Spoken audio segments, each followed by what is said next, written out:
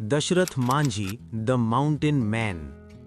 દશરથ માંઝી ને mountain main તરીકે ઓળખવામાં આવે છે. આજે આપણે તેમની પ્રેરણાદાયક કહાની વિશે શીખીશું.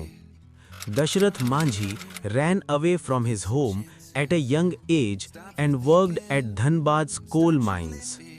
દશરથ માંઝી નાની ઉંમરમાં ઘર છોડીને ધનબાદની કોલ માઇન્સમાં કામ કરતા હતા.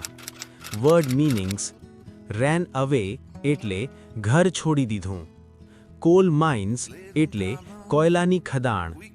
હી returned to his village, took up work and married Falguni Devi. તે પછી પોતાના ગામ પરત આવ્યા, કામ શરૂ કર્યું અને ફાલ્ગુની દેવી સાથે લગ્ન કર્યા. While crossing Gehlor Hills to bring him lunch, Falguni slipped and seriously injured herself.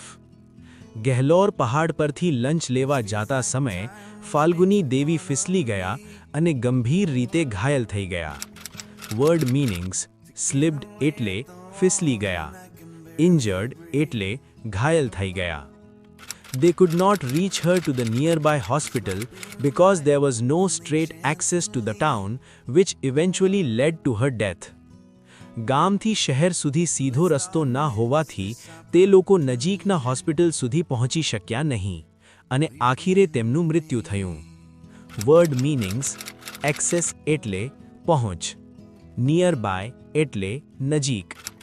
Manjhi was deeply disturbed and that very night decided to carve a path through the Gehlor Hills. આ ઘટનાથી માંઝી ખૂબ દુઃખી થયા અને તે રાત્રે જ તેમણે ગહેલોર પહાડમાં રસ્તો બનાવવાનો નિર્ણય કર્યો. વર્ડ મીનિંગ્સ: ડિસ્ટર્બ્ડ એટલે દુઃખી, કાર્વ એટલે કાપીને બનાવવું. So that his village could have easier access to medical services. તેમનો ઉદ્દેશ્ય હતો કે ગામના લોકો હોસ્પિટલ સુધી સરળ રીતે પહોંચી શકે. He carved a path 360 feet long, 25 feet deep in places and 30 feet wide. તેમણે 360 ફૂટ લાંબો, 25 ફૂટ ઊંડો અને 30 ફૂટ પહેલો રસ્તો બનાવ્યો. When I started hammering the hill, people called me a lunatic, but that steeled my determination. જ્યારે તેમણે પહાડ તોડવાનું શરૂ કર્યું ત્યારે લોકો તેમને પાગલ કહેતા હતા, પણ આ વાતથી તેમનો દ્રઢ નિશ્ચય વધી ગયો.